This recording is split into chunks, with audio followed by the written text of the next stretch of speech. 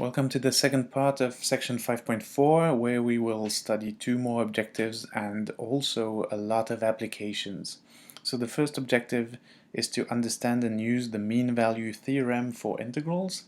So if you thought you were done with the MVT, now you know you were not. There's a second part to the MVT that we can use for integrals. And then find the average value of a function over a closed interval. It's an interesting question. The average value of a function is something we had never discussed before. So what is the mean value theorem?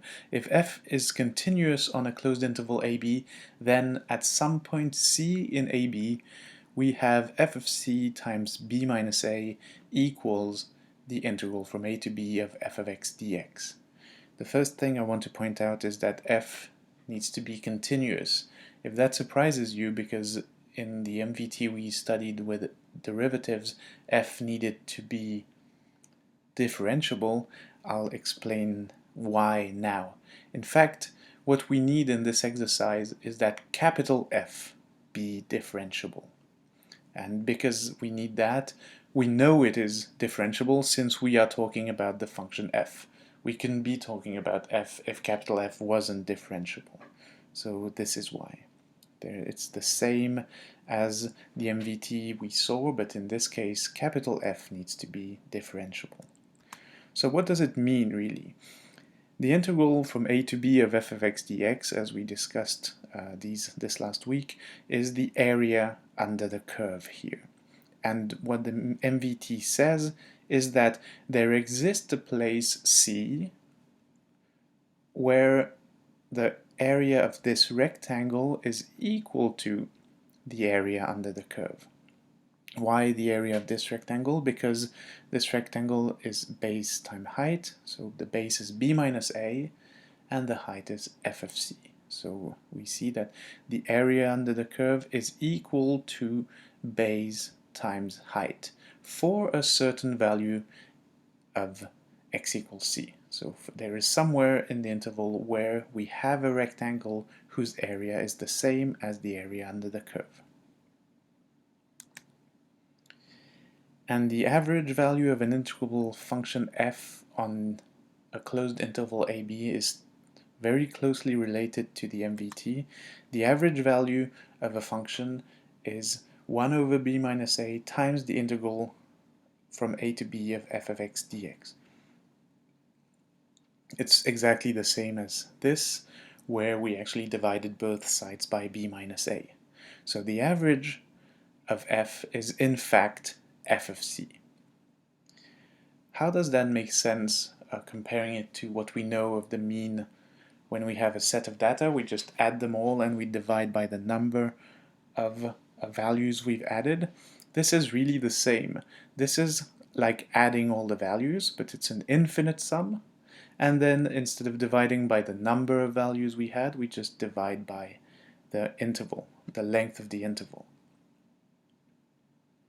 And we'll see an example here. Find the average value of f of x equals root 4 minus x squared on the interval negative 2, 2.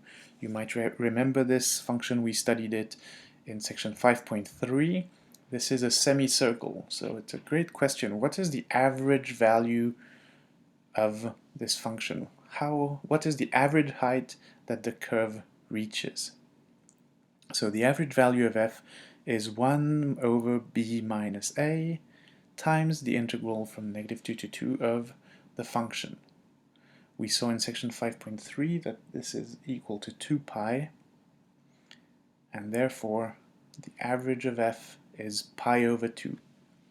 The semicircle with radius 2 has an average value of 1.57.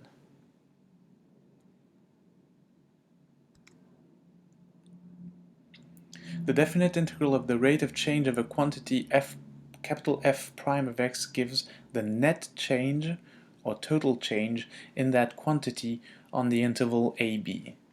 You may not really understand what this means, but with an exercise it'll become more clear, and that's a classic in AP exams, very often in the calculator sections. There's hardly ever an exam without this kind of question. A chemical flows into a storage tank at a rate of 180 plus 3t liters per minute at time t. T is in the interval 0, 60. Find the amount of the chemical that flows into the tank during the first 20 minutes. So we see here that this is a rate, and if we want to find the amount, then we're going to need to integrate this rate. So it's the integral from 0 to 20 because we need to find how much flows into the tank in the first 20 minutes. We integrate the rate. We can also see or confirm that this is a rate because the units is liters per minute. We integrate that. It's easy. If you have your calculator on an AP exam, then you can find the answer right away. The answer is 4,200 liters. Distance traveled. Consider the following problem. A train moves along a track at a steady rate of 75 km per hour from 7 a.m. to 9 a.m. What is the total distance traveled by the train? We could do that already in middle school. 75 km per hour for 2 hours. Obviously, the train traveled 150 kilometers.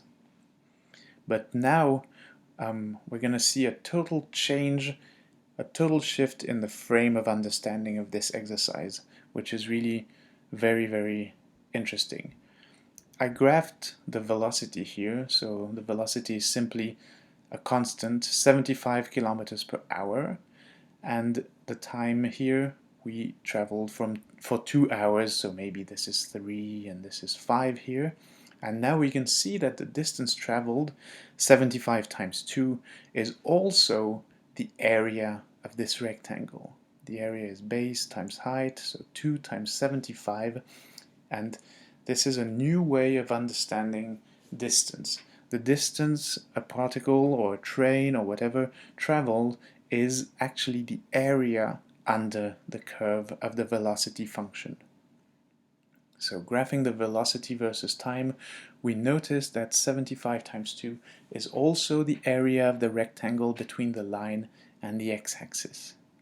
And realizing this, it opens a whole new way of finding distances, because even if the velocity isn't constant, we can still find the area under the curve using calculus.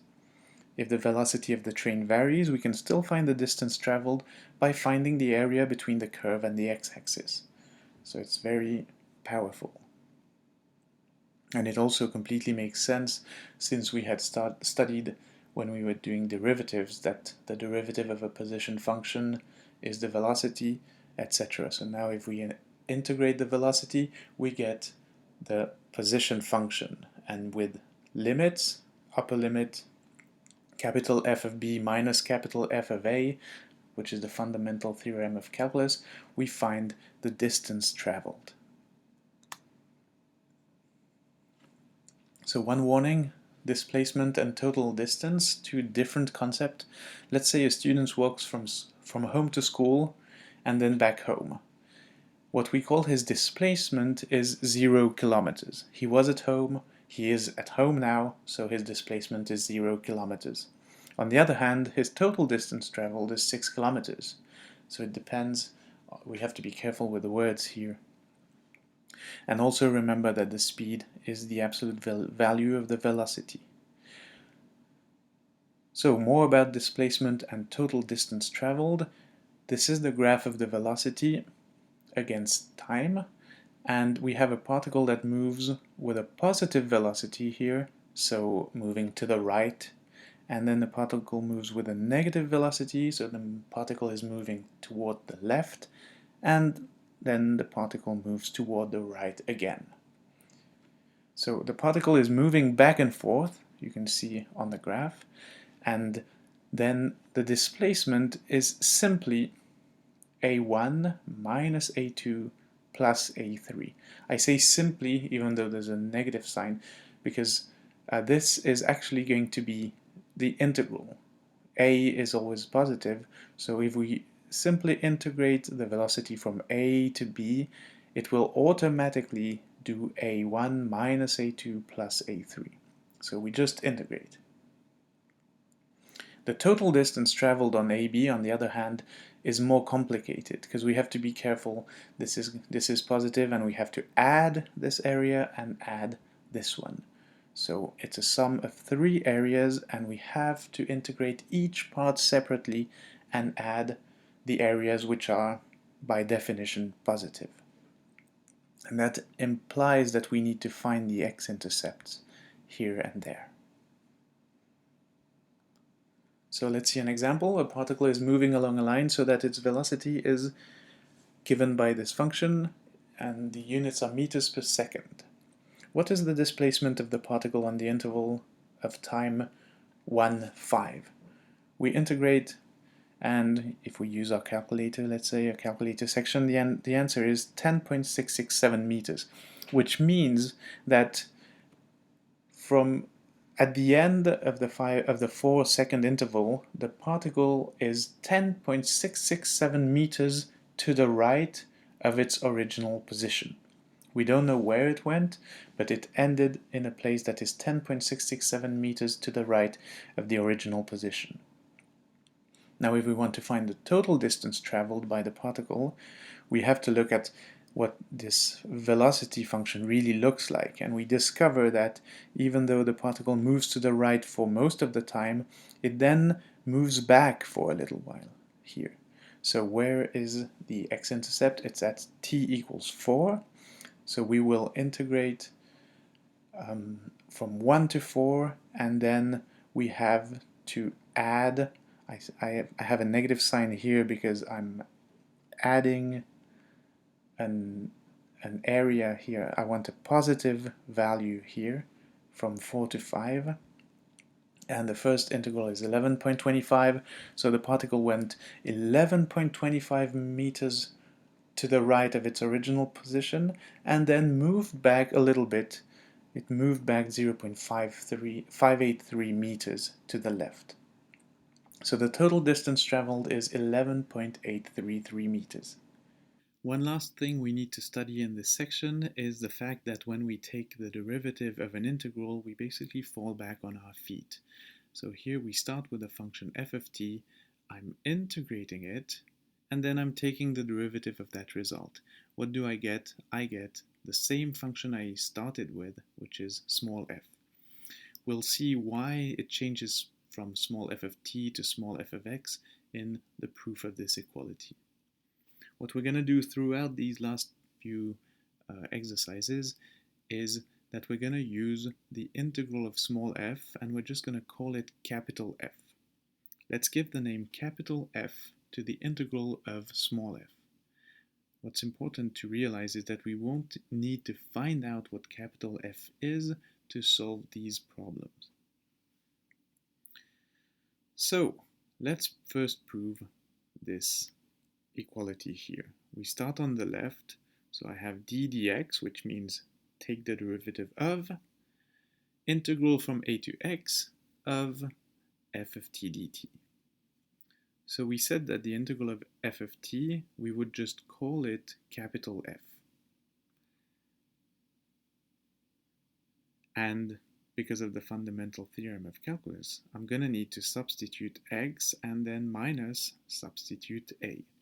So what I get is d dx times capital F of x minus capital F of a. Here we had this transition from capital F of t to capital F of x. Finally, I need to take a derivative, because that's what it says here. The derivative of capital F of x is just small f of x, but the derivative of capital F of a is not small f of a. And the reason is a is just a number, so capital F of a is just a number, just a constant. And we know that the derivative of a constant is 0. So when I take this derivative here, I get small f of x for this term, and I get 0 for that term, and therefore it's equal to just f of x. So I landed here. How can we use that in specific exercises where a function small f is given? Here's the first example. Small f of t is equal to cosine t. Small f of t here is so easy that we could actually go through the process of integrating and then plugging in x, plugging in 7, and taking the derivative again.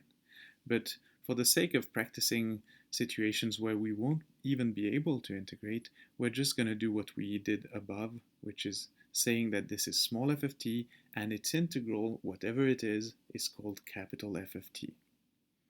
So, the integral is capital F of t. I use the fundamental theorem of calculus, so I substitute x and 7. It becomes capital F of x minus capital F of 7. And now I need to go to the second step, which is taking the derivative. The derivative of capital F is just small f of x, and the derivative of this number here is 0. So we can see how we didn't need capital F, because as soon as we had it, we just dropped it again. What is small f of x? Well, small f of t is cosine t, so small f of x is cosine x. Alright, there are situations where it's a little bit more tricky, but not that bad, and that's when the boundaries of the integral are not just 1 and x, but x squared, or maybe there's not even a constant in them. So let's see how we solve this.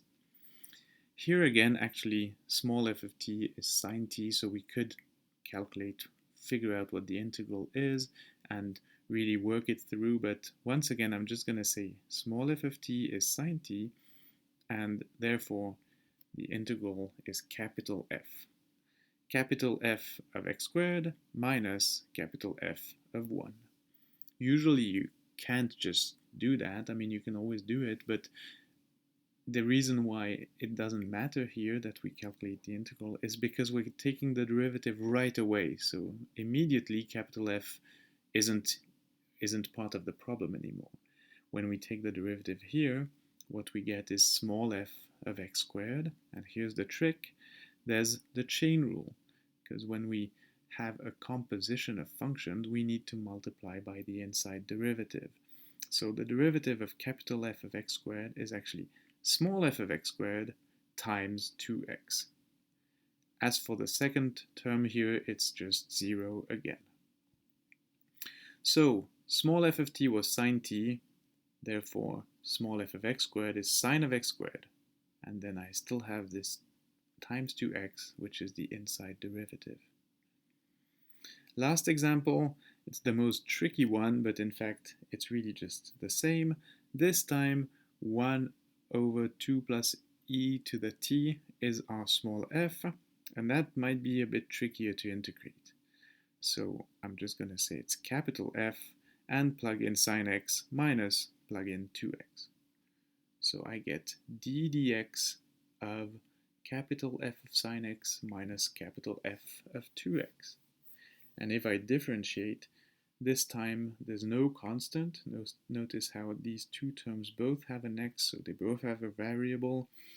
The derivative of the first term is small f of sine x times cosine x, right? The inside derivative.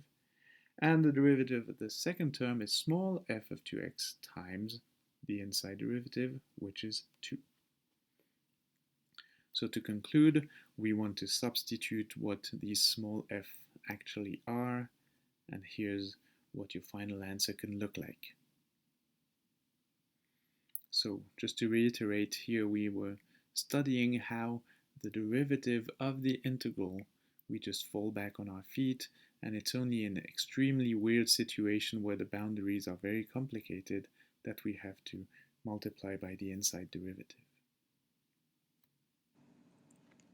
So for the second part of section 5.4, we saw what the mean value theorem is. For integrals, we can always find a value of c in the interval such that f of c defines the height of a rectangle whose area is exactly the same as the area under the curve. We also saw that we can find the average value of a function, but what's even more important than these is all the applications we've studied: velocity, total distance, rates of change with the chemical flowing in the tank, etc.